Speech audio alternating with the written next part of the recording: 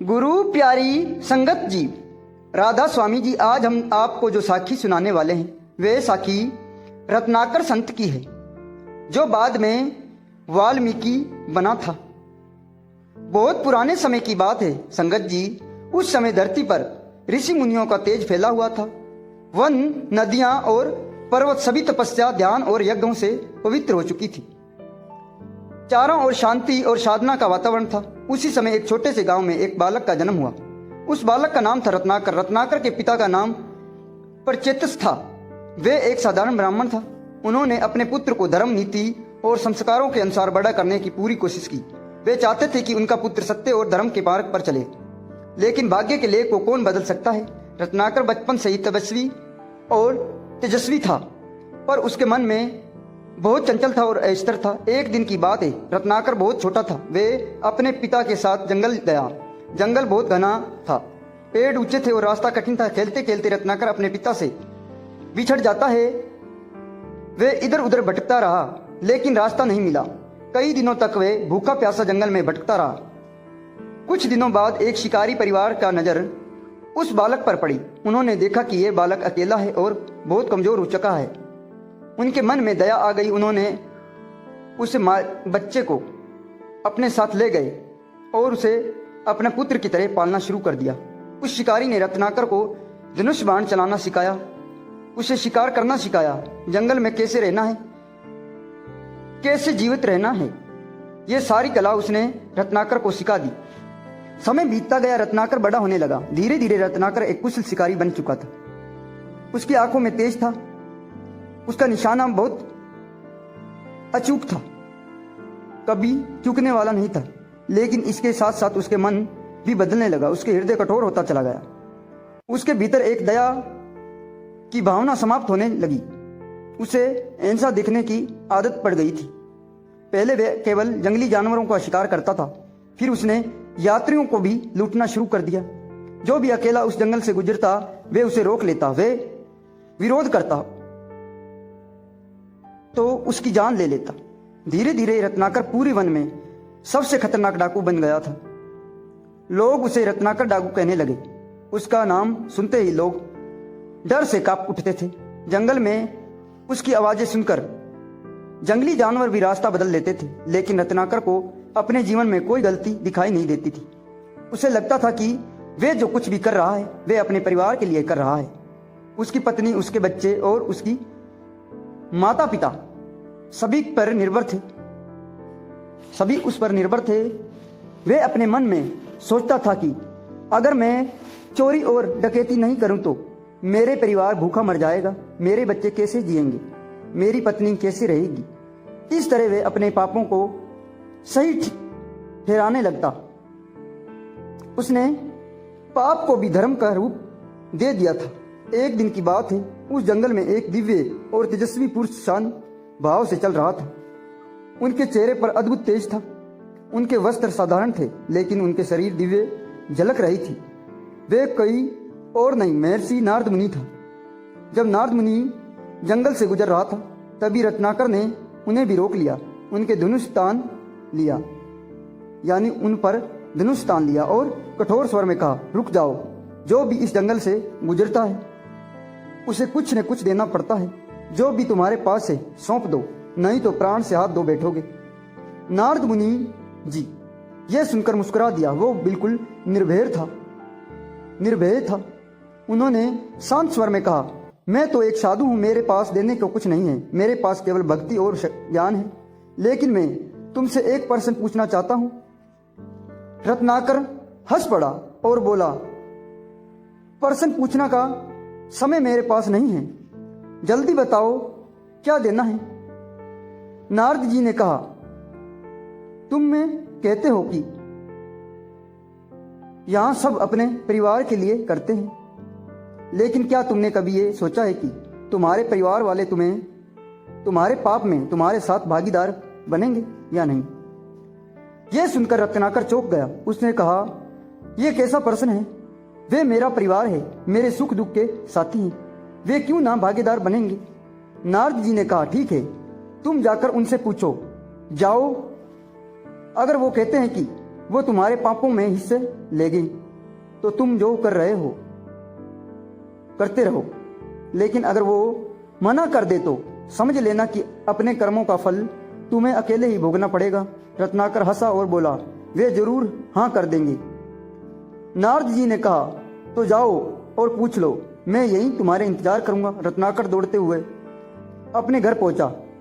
उसने अपनी पत्नी से पूछा, मैं जंगल में जो डकैती और हत्या करता हूँ वे सब तुम्हारे और बच्चों के लिए करता हूँ, क्या तुम मेरे पापों का में हिस्सा लेगी?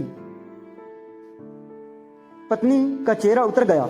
उसने कहा, नहीं रत्नाकर, पाप वही भोगता है जिसने किया है, मैं तुम्हारे पापों में भागीदार नहीं बन सकती। फिर उसने अपने बच्चों से पूछा। बच्चों ने कहा, पिताजी ये आपका कर्म है, आपने जो किया है उसका फल आपको ही मिलेगा। यह सुनकर रत्नाकर के पैरों तले जमीन खिसक गई।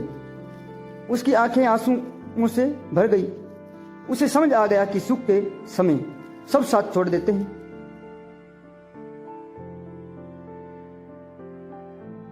लेकिन पाप और दुख में कोई साथ नहीं देता।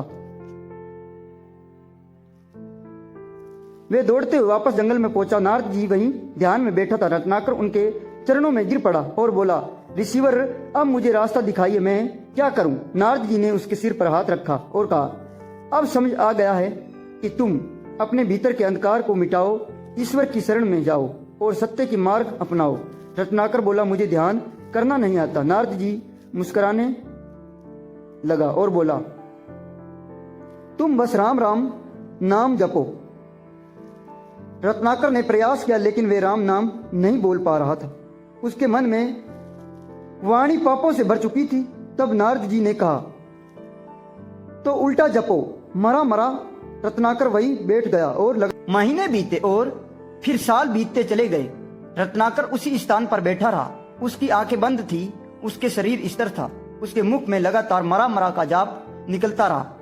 उसने दिन का पता था, न रात का, न भूख का एहसास था, न प्यास का। उसका पूरा मन केवल उसी जाप में डूबा चुका था। समय के साथ उसके शरीर पर मिट्टी जमने लगी। दीमक और चींटियां उसके चारों ओर घर बनाने लगी। धीरे धीरे उसके शरीर चारों ओर एक ऊंची मिट्टी का टीला बन गया था। वह टीला दीमकों का घर बन था, जिसने वाल्मीकि कहा जाता है। उसे वाल्मीकि के भीतर रत्नाकर वर्षों तक ध्यान में लीन रहा। अब वह रत्नाकर नहीं रहा था। उसका पुराना जीवन, उसके पाप, उसका क्रोध, उसकी अहिंसा सब धीरे धीरे जलकर समाप्त हो चुकी थी। उसका मरा मरा का जाप अब बदलने लगा था। वे शब्द धीरे धीरे राम में बदल गया था। जिस नाम को वे पहले बोल नहीं पा रहा था, वही नाम अब उसके प्राणों में बस गया था। कई वर्षों तक उसकी साधना चलती रही। किसी ने कल्पना भी नहीं की थी कि वे भयानक डाकू जो लोगों का रक्त बहाता था, एक दिन संसार को धर्म का मार्ग दिखाएगा। जिस जंगल में लोग डर के मारे जाते नहीं थे, वहीं एक महान महात्मा तपस्या भी में जन्म ले रहा था। एक दिन बहुत समय बाद वही महर्षि नारद मुनि फिर से उस जंगल में आया। उन्होंने देखा कि वहां एक बड़ा सा मिट्टी का टीला बन चुका है। चारों ओर शांति फैली हुई है। वातावरण में एक अद्भुत दिव्य थी। नारद जी समझ गया कि रत्नाकर की साधना पूर्ण हो चुकी है। उन्होंने मधुर स्वर से कहा, वत्स रत्नाकर, आंखें खोलो, तुम्हारी तपस्या पूर्ण हो चुकी है। धीरे धीरे वे मिट्टी का टीला फटने लगा। भीतर से तेजस्वी प्रकाश फैलने लगा। उसी टीले के भीतर से एक शांति तेजस्वी पुरुष बाहर आया। उसका चेहरा ज्ञान से चमक रहा था। उसकी आंखों में करुणा थी। वह अब डाकू नहीं था, वह अब एक महर्षि बन चुका था। नारद जी ने प्रेम से कहा, आज से तेरा नाम वाल्मीकि होगा। तू वाल्मीकियों के बीच में जन्मा है। तू नया जीवन पा चुका है। वाल्मीकि जी ने नम्रता से नारद जी के चरणों को स्पर्श किया। उनकी आंखों से आंसू बह रहे थे। उन्होंने कहा, गुरुदेव, आपने मुझे अंधकार से प्रकाश की ओर ले आए हो। अब मुझे बताइए कि मेरा कर्तव्य क्या है। नारद जी ने कहा, अब तू उस दिव्य कथा को लिखो जो संसार के धर्म, सत्य और मर्यादा को मार्ग दिखाए। तेरी वाणी से ऐसी अमर गाथा निकले जो युगों युगों तक लोगों के हृदयों में जीवित रहेगी। समय बीतता गया। वाल्मीकि जी ने नदी के किनारे एक आश्रम बनाया। वे स्थान शांत था, पवित्र था और प्राकृतिक से भरा हुआ था। वहां ऋषि मुनि और शिष्य अध्ययन और साधन के लिए आने लगे। वाल्मीकि जी ने अपने शिष्य को धर्म, नीति और जीवन का सत्य सिखाने लगा। उनके आश्रम ज्ञान के केंद्र बन चुका था। वे अपने शिष्य से कहता, जैसे तुम जीत समझते हो वही किसी और के लिए हार हो सकती है। सच्ची जीत वही है जिसके किसी को दिल दुख ना दिया हो। धीरे धीरे महर्षि वाल्मीकि के नाम दूर दूर तक फैलने लगा। जो भी उनके पास आता उनके मन को शांति मिलती। उनकी परिस्थितियों में क्रोध, हिंसा और दोष अपने आप शांत हो जाता। एक दिन की बात है, महर्षि वाल्मीकि अपने शिष्य भारद्वाज के साथ तमास नदी के किनारे टहल रहा था। सुबह का समय था। चारों ओर पक्षियों की मधुर आवाजें गूंज रही थी। प्राकृतिक अद्भुत सुंदर लग रही थी। तभी उन्होंने देखा कि एक पेड़ के डाल पर कोच नाम का पक्षी की एक जोड़ी बैठी थी। वे एक दूसरे से प्रेम पूर्व लिपटे हुए थे। तभी अचानक एक नर कोच को मार दी। नर कोच की मृत्यु होती है। मादा कोच करुणा स्वर में विलाप करने लगती है। उसका विलाप इतना हृदय विरोधक था कि महर्षि वाल्मीकि की आंखों में आंसू आ गए। उनका हृदय में गहरा दुख उमड़ पड़ा। उसी क्षण उनकी मुख से अपने आप एक वाक्य निकला। यह संसार का पहला श्लोक था। स्वयं वाल्मीकि जी ने चकित रह गया। उन्होंने जो कहा था वह साधारण श्लोक नहीं था, बल्कि छंद में बंधा काव्य था। यही वे क्षण था जब काव्य का जन्म हुआ। इस कारण वाल्मीकि आदि कवि कहा गया। शिष्य भारद्वाज आश्चर्य से पूछा, गुरुदेव यह श्लोक आपके मुख से कैसे निकल गया? वाल्मीकि जी बोला, यह मेरे द्वारा नहीं बोला गया, यह ईश्वर की प्रेरणा थी। शायद अब समय आ गया है कि मैं दिव्य कथा का लेखन हूं जो अभी तक लिखी नहीं गई थी। उसी समय महर्षि नारद मुनि पुनः वहां आया। वाल्मीकि जी ने उन्हें प्रणाम किया और सारी बात बताई। नारद जी ने मुस्कुराते हुए बोला, यह भगवान विष्णु की इच्छा है।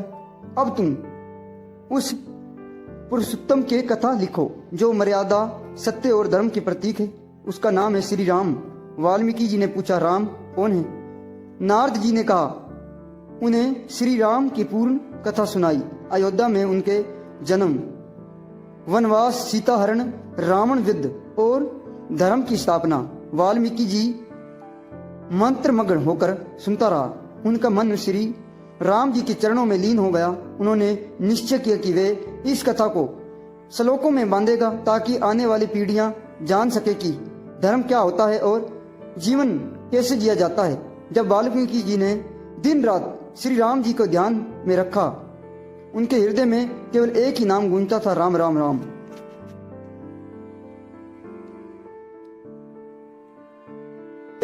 श्री राम के जीवन की पूरी कथा लिखेगा। उसने जन्म से ही लेकर वनवास तक, सीता माता के त्याग से लेकर रावण के वध तक और अंत में राज अभिषेक तक सारी घटना को वे श्लोकों में बांधा। उनका उद्देश्य केवल कथा लिखना नहीं था, बल्कि संसार को धर्म का मार्ग दिखाना था।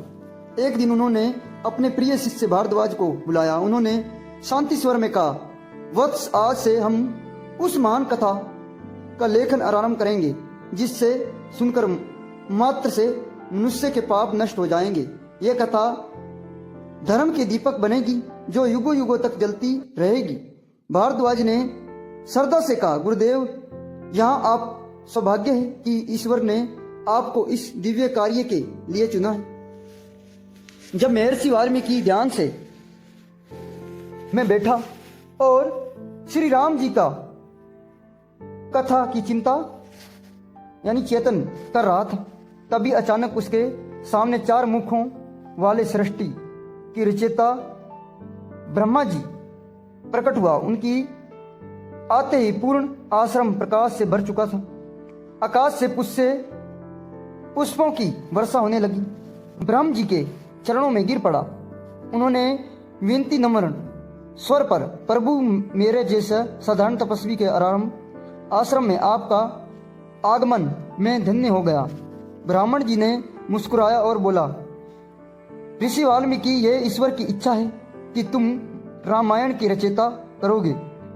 तुम वही कथा लिखोगे जो नारद जी ने तुम्हें सुनाई थी।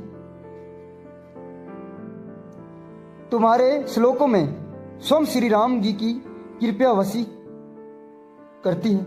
वाल्मीकि जी ने संकोच से कुछ पूछा, क्या तुम इस महान कार्य के योग्य हो? क्या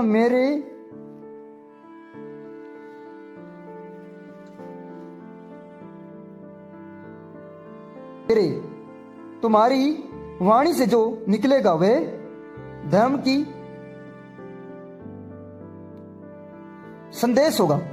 इतना कह के ब्रह्म जी अंतर्यान ध्यान हो गए। उनके जाते ही वाल्मीकि जी भीतर एक नया ऊर्जा भर गई। उसके आंखों में आनंद के आंसू बहने लगे और आंसू भक्ति और कृतज्ञ के थे। अब महर्षि वाल्मीकि प्रतिदिन ध्यान में बैठने लगा। उनके भीतर से श्लोक अपने आप निकल रहे थे।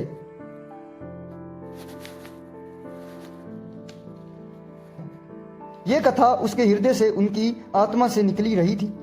हर भक्ति से भरा हुआ हर श्लोक में एक दिव्य शक्ति थी।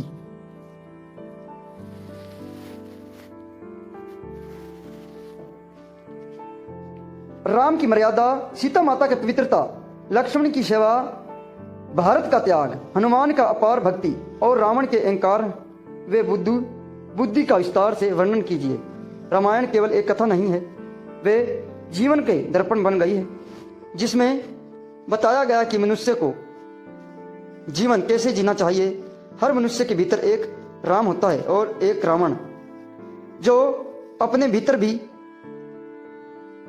के रावण को जीत लेते हैं, वही अपने भीतर के राम को जगा लेते हैं।